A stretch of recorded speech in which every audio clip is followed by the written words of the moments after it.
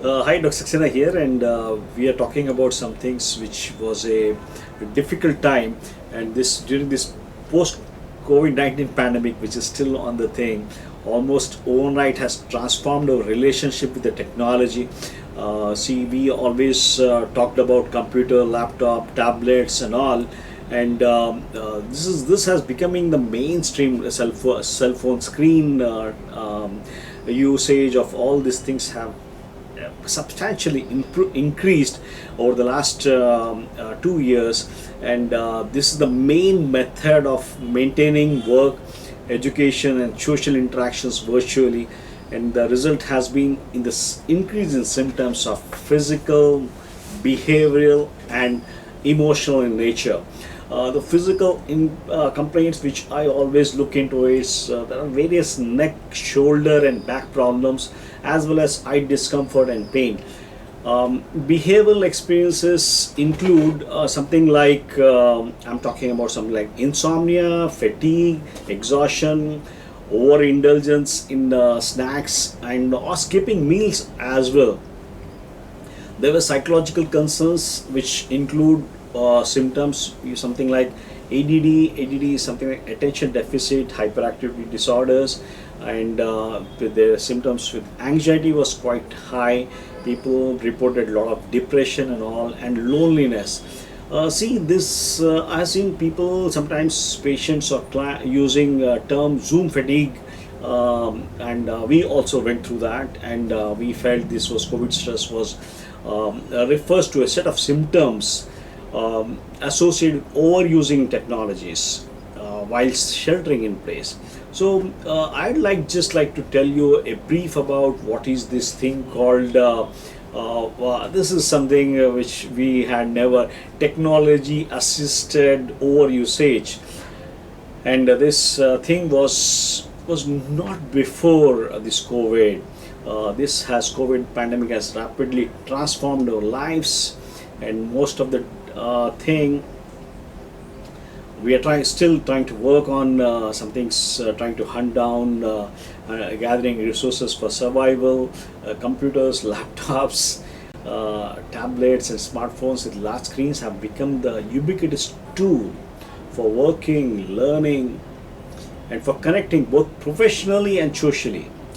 Based on this, see, we have been in and out talking about this particular stuff. What I believe is, even though some people are already spending large number of hours with these digital devices pre-pandemic, but what we have seen, someone spending too much time on social media apps or distracting themselves with continuous streams of entertainment technology, which was convenient, and for some it was primary way only to connect. Before this pandemic also people used to be on a kind of this one. But there is a general overall increase. This term was coined at this technology associated overuse syndrome, marked by physical, behavioral, and psychological symptoms, which are usually related to the neck, shoulder, and back, and eye irritation, insomnia, fatigue and exhaustion, and overindulgence in snacks or skipping meals also, and sometimes with anxiety, depression, loneliness. So with this background, I just wanted to people are using this digital gadgets all the day, all the time, and I have seen people working on unconsciously checking the mails or checking the phones every in on an average. We now check the phone 96 times per day, something like every 10 minutes, and which is increased in 20% when you compare with the 2 years ago. For some students, for many students, I believe the last thing before sleep and the first thing before getting up is checking the phone. So even during social interactions, we automatically check the phones, and somebody's consulting me, talking to me, at the same time he tries to check his phone. So this is one thing which has become in a kind of order of the day. This is something we are I can say you are just being programmed like that, and not fully paying attention to the people and others is the order of the day. So this has got somewhere I switch off when I consult people who are more interested in the phone and say, okay, you don't enter my consulting room with the phone. But somewhere this is we can't help people. I had seen my practice has got some autism kids and all that. The parents they just carry the phone. Not just that, they give a phone to the child also without even putting it on a airplane mode. And this is something these people they feel that okay, these kids are really tech savvy and are very smart and all that, but they don't understand what are the repercussions what is being happening. So this is something which we all have to deal with that. And if you have got some problems, you have to be more careful. People having something like migraine, people having some depression and all, people having some health problems, they should always look at what are the other areas where we can work it out. So this continual connectivity, which is digital connectivity, is not good for some people who has got something like insomnia, they have got something like anxiety, they have got some restlessness. These are all the things which has to be worked it out in a proper way. So I somewhere I believed you need to work it out, or for see what happens is that when the person with these gadgets, there is a lack of movement. As the person sits with minimal movement, he is always on that particular stuff. What I'm doing right now, there are near field vision stress. As the person looks at the screen, the eyes converge and accommodate without allowing the eye muscles to relax by looking at a distance. You are always focused on this close kind of thing. You are not seeing that kind of thing. So difficulty in sensing non-verbal communications, so this body movement, breathing pattern, right, eye movement, body orders and all that. You have got, I have seen reduced facial feedback, non-responsive face, reduced screen resolution. The face appears dark because of backlighting, and in the gallery view the face picture is very small. So for the viewer, the example a teacher, non-responsive faces overtly evokes a feeling of, see, I'm trying to put across a point, and if I see somebody non-responsive, so I switch off. So these are all the things which are really, and you need to look at the other part also, which is something like incorrect ergonomics. Incorrect ergonomics are arrangement of chair or keyboard, or kind of which is I try to use my keyboard with this gadget so that I can always place hand here and work it out. Similarly, my mouse has got an attachment which is something like this. I keep my hand on this particular attachment and the mouse here.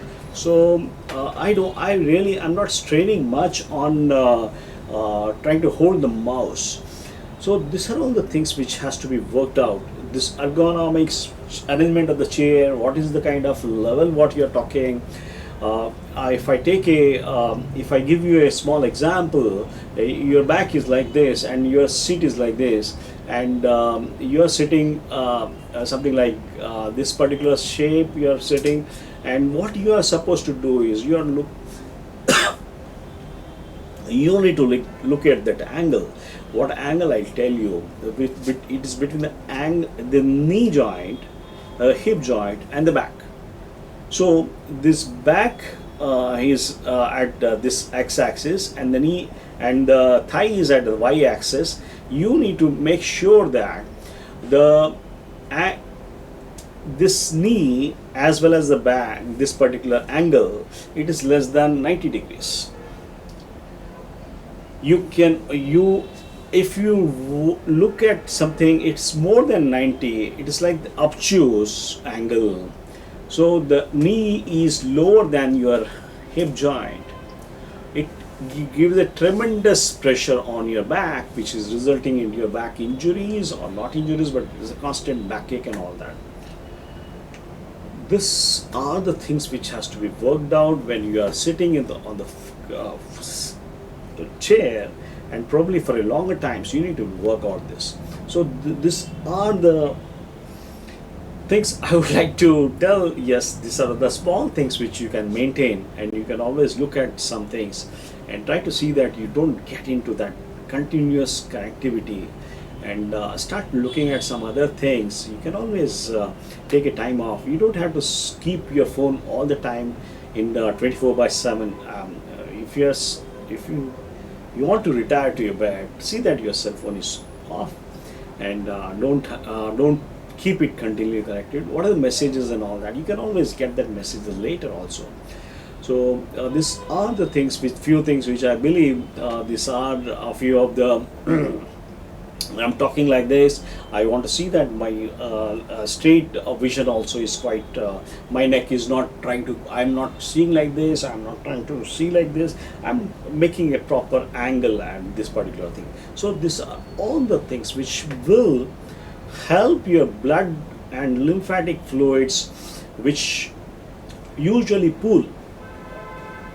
You need to see that pooling of the lymphatics or the blood into the lower leg and all that, that has to be properly worked out in a easy way. So that is the reason you are supposed to get up. You have some time, 10 minutes. I have spoken here for 10 minutes. Then I take a break and I go around and just I see that all my four limbs, they move concurrently. That will help us. So this particular things which we were not looking as doctors, we were not looking before. I always believe there is a room for to understand this particular thing. So this is the concept of tech. All the time technology is also too bad, and you need to see that technology overuse is, this is the syndrome what you are getting with this, and try to get off. Don't be hooked on this particular stuff, and see that things can be made much easier in a simple way also. Thank you.